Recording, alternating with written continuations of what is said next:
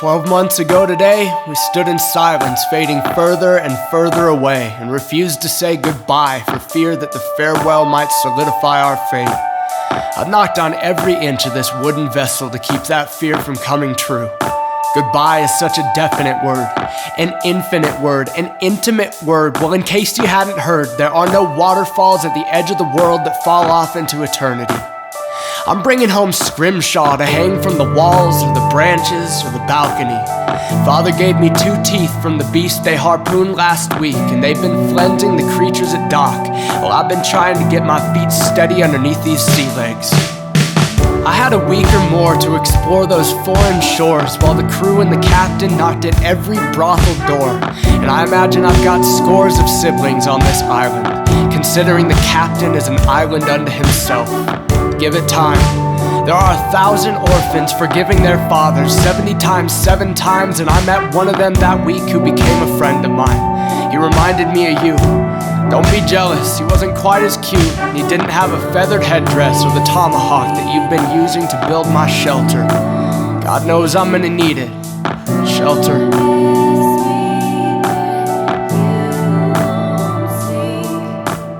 But we followed a road out to the country that he said he'd known about for years and claimed it was haunted.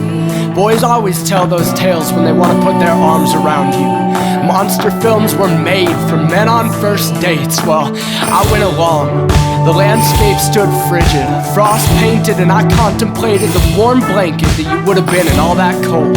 I saw ghosts every time I opened my mouth to breathe in and out and pretended it was smoke, like the bubblegum cigarettes that we used to get from the corner store before it died with your dad, and acted like they were opiates before the buffalo dance. The fog was like poetry.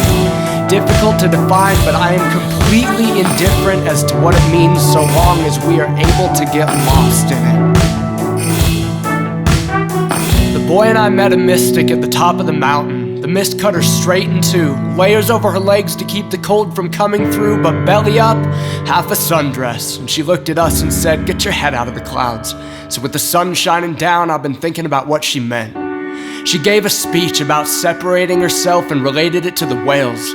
Said when the seamen dig their talons in to empty them and burn their substance for oil, remember they had to separate to find their true worth. And with the white dividing her skeleton frame like a personified worldview, it was the cloudiest case for dualism that I have ever heard of. She told us her feet were evil because they'd touched the ground, ears guilty by association because they'd heard the sound, with a mind wicked that wandered and wondered about music, sex, love, and the men in the town below. I don't know.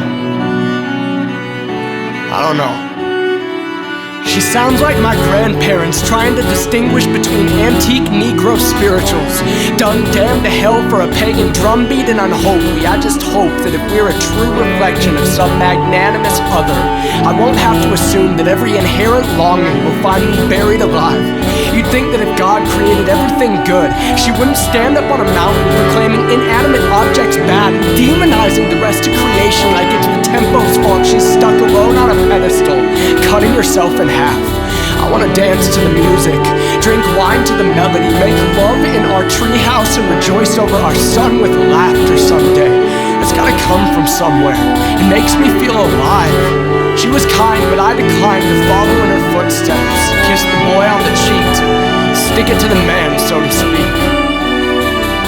We left for the great unknown first thing this morning, and if I am going to die at sea, then I am going to be as holistically human as I possibly can be, and believe that I am that way for a reason.